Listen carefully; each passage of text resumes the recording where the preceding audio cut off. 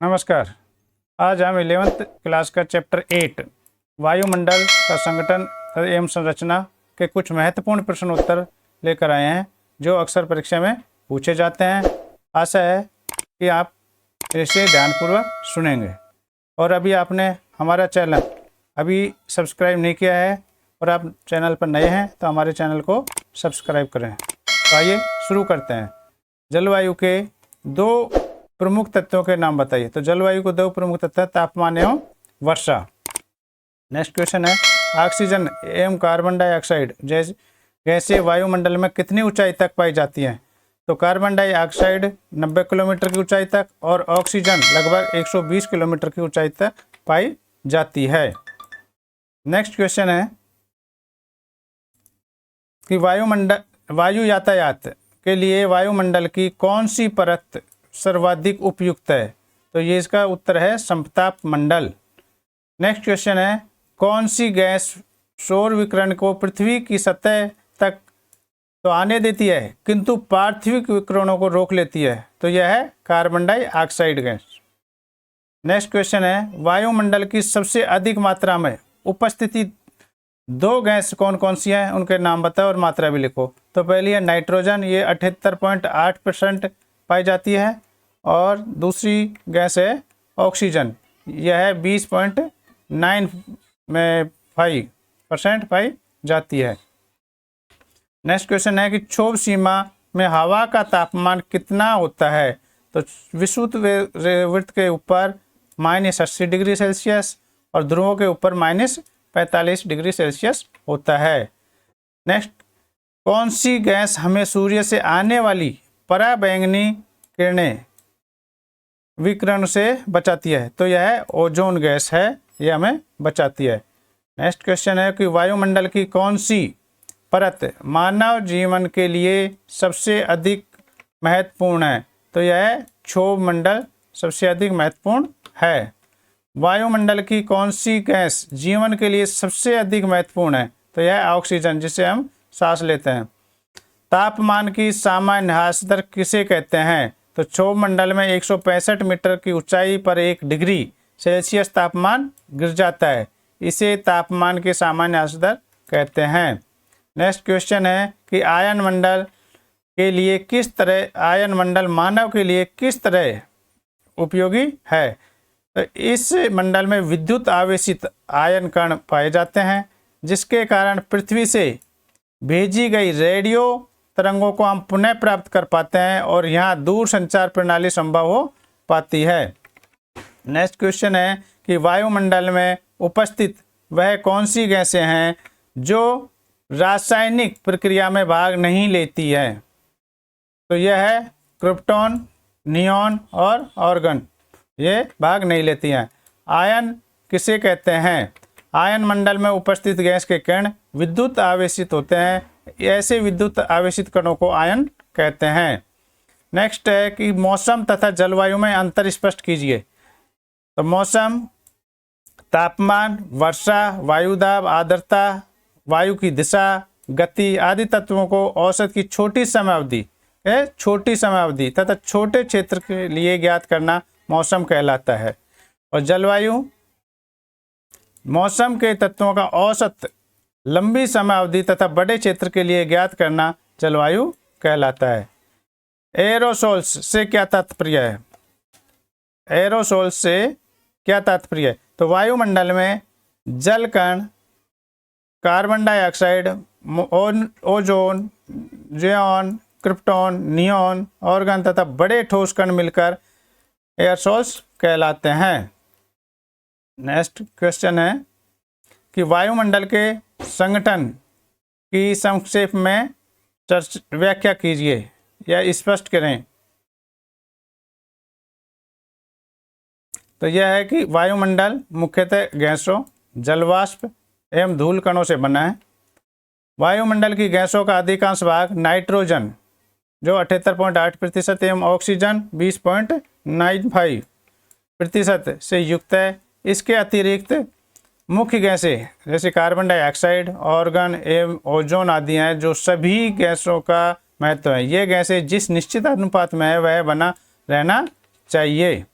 जलवाष्प, वायुमंडल में जलवाष्प की मात्रा जलवायु पर निर्भर करती है। जलवाष्प सूर्य तप का कुछ भाग सोख लेती है और पृथ्वी से उत्सर्जित ताप को भी ग्रहण करती है। इस तरह यह पृथ्वी को अधिक गर्म एवं अधिक ठंडा होने से बचाती है। नेक्स्ट है धूलकण। धूलकण आर्द्रता को ग्रहण करने के लिए केंद्रक का कार्य करते हैं और मेघों के निर्माण में सहायक होते हैं। वायुमंडल में ऑक्सीजन, नाइट्रोजन तथा कार्बन डाइऑक्साइड का क्या महत्व है? तो वायुमंडल में अनेक महत्वपूर्ण गैसें पाई जाती है, जैसे ऑक्सीजन, नाइट्रोजन, कार्बन डाइऑक्साइड आदि। इनका महत्व बहुत ही ज़्यादा है। तो सबसे पहले हम बात करते हैं ऑक्सीजन की।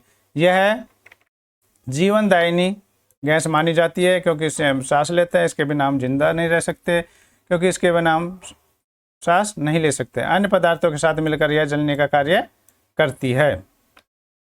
नाइट्रोजन, नाइट्रोजन वायुमंडल में नाइट्रोजन की उपस्थिति के कारण ही वायु दाब, पवनों की शक्ति तथा परावर्तन का आभास होता है। नाइट्रोजन से पेड़ पौधों में प्रोटीन का निर्माण होता है, जो भोजन का मुख्य अंग है। और तीसरा है कार्बन डाइऑक्साइड। यह सबसे भारी गैस है और इस कारण यह सबसे निचली परत में ही मिलती है। यह गैस पेड़ पौधों के लिए आवश्यक है। यह एक ग्रीन हाउस गैस है। नेक्स्ट क्वेश्चन है कि क्षोभ मंडल को जीवनदायिनी परत क्यों कहा जाता है? तो क्षोभ मंडल को जीवनदायिनी परत इसलिए समझा जाता है क्योंकि जीवित रहने के लिए समस्त अनुकूल दशाएं इस परत में ही होती हैं। इसके अलावा वायु का चलना, वर्षा का होना, बिजली का चमकना, बादलों का बनना आदि मौसम संबंधी जितनी भी समस्त घटनाएं होती हैं इसी परत में होती हैं।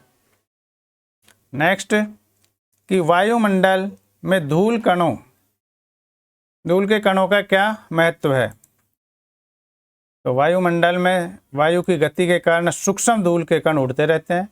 ये धूल के कण विभिन्न स्रोतों से प्राप्त होते हैं। इनमें सूक्ष्म मिट्टी, धूल, समुद्री नमक, धुएं की कालिक, राख तथा उल्कापात के कण सम्मिलित हैं। ये धूल कण हमारे जीवन के लिए बहुत ही उपयोगी होते हैं। इनमें अधिकांश आर्द्रता ग्राही केंद्र बन जाते हैं, जिन पर वायुमंडलीय जलवाष्प का संघनन होता है। इस प्रक्रिया से बादल बनते हैं और वर्षा होती है। धूल कण सूर्य तप को रोकने तथा उसे परिवर्तित करने का कार्य भी करती हैं और सूर्योदय तथा सूर्यास्त के समय आकाश में लाल तथा नारंगी रंग की छटाओं का निर्माण करते हैं। नेक्स्ट है कि क्षोभ मंडल को वायुमंडल की सबसे महत्वपूर्ण परत क्यों माना जाता है? ये पहले भी आया था 1 नंबर के क्वेश्चन में, अभी ये 3 नंबर या 5 नंबर के क्वेश्चन में फिर पूछा जा रहा है। तो क्षोभ मंडल वायुमंडल की सबसे निचली परत है। इसकी औसत ऊंचाई 13 किलोमीटर है। इसकी ऊंचाई भूमध्य रेखा पर 18 किलोमीटर तथा ध्रुव पर 8 किलोमीटर है। भूमध्य रेखा पर क्षोभ मंडल की ऊंचाई अधिक होने के कारण यहाँ पर चलने वाली संवहन धाराएं हैं जो ऊष्मा को पर्याप्त ऊंचाई तक ले जाती हैं। यही कारण है कि किसी भी अक्षांश पर क्षोभ मंडल की ऊंचाई शीत ऋतु की अपेक्षा ग्रीष्म ऋतु में अधिक होती है। इसे संवहन क्षेत्र भी कहते हैं। क्षोभ मंडल की निम्नलिखित दशाएं हैं जो महत्वपूर्ण है। यह है कि क्षोभ मंडल में मौसम संबंधी सभी घटनाएं जैसे बादल का बनना, वर्षा संघनन आदि घटित होते हैं और यह परत सबसे सघन परत है और इसी परत में धूलकण तथा जलवाष्प सबसे अधिक मात्रा में होते हैं। नेक्स्ट क्वेश्चन है कि वायुमंडल की महत्वपूर्ण गैसों का वर्णन कीजिए, कितनी कितनी मात्रा में है? तो वायुमंडल कई गैसों का मिश्रण है, जैसे कि हम सब जानते हैं। गैसों के अतिरिक्त वायुमंडल में जलवाष्प तथा धूल के कण भी उपस्थित हैं। कुछ महत्वपूर्ण गैसों का वितरण निम्न प्रकार से, जैसे नाइट्रोजन। इस गैस की प्रतिशत मात्रा सबसे अधिक 78.08% है। यह वायुमंडल की महत्वपूर्ण गैसों में से एक है। नाइट्रोजन से पेड़ पौधों में प्रोटीनों का निर्माण होता है, जो भोजन का मुख्य अंग है। ऑक्सीजन गैस जीवनदायिनी गैस मानी जाती है क्योंकि इसके बिना हम सांस नहीं ले सकते। वायुमंडल में ऑक्सीजन की मात्रा 20.94% है ऑक्सीजन के अभाव में हम ईंधन नहीं जला सकते, क्योंकि ऑक्सीजन मिलकर ही जो ज्वलनशील पदार्थ हैं वो जलते हैं। यहाँ पर ये इसकी मात्रा दी गई है कि ऑक्सीजन कितने, नाइट्रोजन इतना और अन्य गैस लगभग इतनी % है। नेक्स्ट है carbon dioxide. Carbon dioxide gas यह सबसे भारी गैस है और इस कारण यह सबसे निचली परत में ही मिलती है। वायुमंडल में केवल 0.03% होते हुए भी कार्बन डाइऑक्साइड महत्वपूर्ण गैस है, क्योंकि यह पेड़ पौधों के लिए आवश्यक है। ओजोन गैस, यह वायुमंडल में अधिक ऊंचाई पर ही अति न्यून मात्रा में मिलती है, बहुत कम मात्रा मिलती है। यह सूर्य से आने वाली तेज पराबैंगनी किरणों को अवशोषित करती है और हमारे पृथ्वी पर हानिकारक किरणों को रोकती है। नेक्स्ट क्वेश्चन है कि वायुमंडल की संरचना का वर्णन चित्र सहित कीजिए। तापमान तथा वायुमंडल दाब के आधार पर वायुमंडल को 5 प्रमुख परतों में बांटा जा सकता है।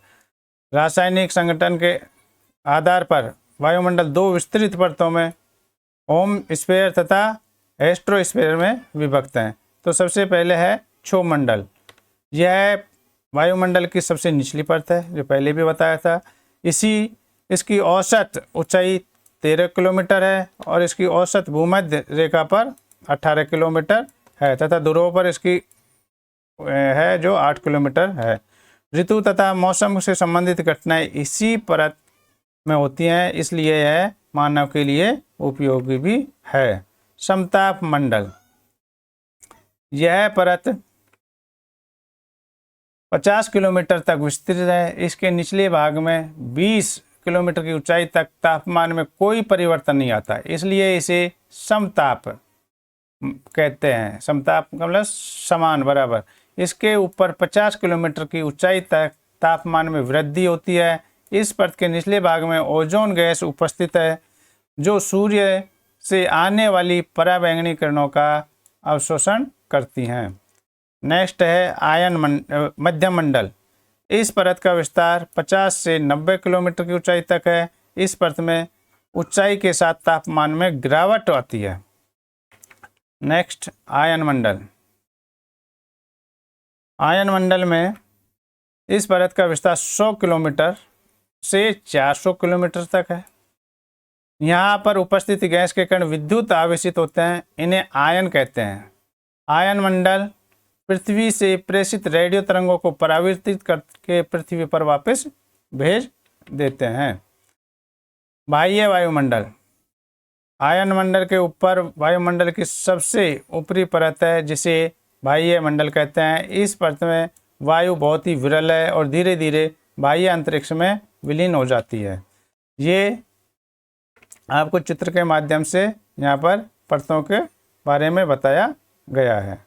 नेक्स्ट क्वेश्चन है कि मौसम और जलवायु के प्रमुख तत्व तथा प्रमुख जलवायु नियंत्रकों का वर्णन कीजिए। तो मौसम तथा जलवायु के प्रमुख तत्व तापमान, दाब तथा पवन, आर्द्रता और वर्षा।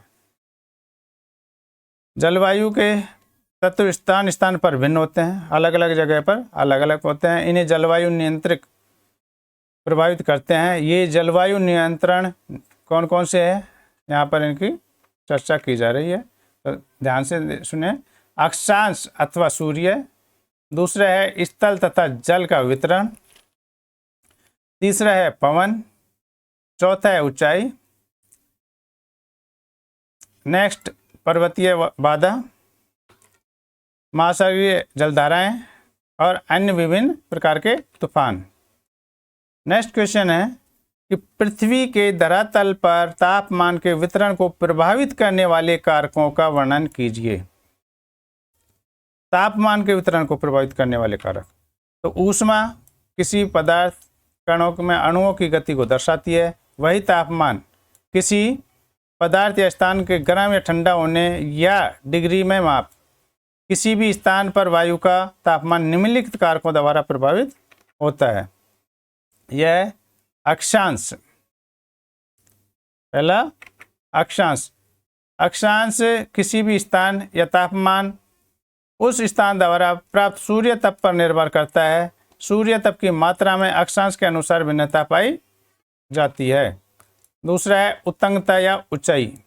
वायुमंडल पार्थिव विकिरण द्वारा नीचे की परतों में पहले गर्म होता है। यही कारण है कि समुद्र तल के पास के स्थानों का तापमान अधिक तथा ऊंचे भाग में स्थित स्थानों का तापमान कम होता है। तीसरा है समुद्र से दूरी। किसी भी स्थान के तापमान को प्रभावित करने वाला दूसरा कारक समुद्र से उस स्थान की दूरी है। स्थल की अपेक्षा समुद्र धीरे धीरे गर्म और धीरे धीरे ठंडा होता है। समुद्र के निकट स्थित क्षेत्र पर समुद्र एवं स्थलीय समीर का सामान्य प्रभाव पड़ता है। और नेक्स्ट है वायु संहित या वायु राशि तथा महासागरीय धाराएं। वायु राशि भी तापमान को प्रभावित करती हैं। कोषण वायु संहिताएं से प्रभावित होने वाले स्थानों का तापमान अधिक तथा सूर्य संहितों से प्रभावित स्थानों का तापमान कम होता है। इसी प्रकार महासागरीय धाराओं का प्रभाव तापमान पर पड़ता है।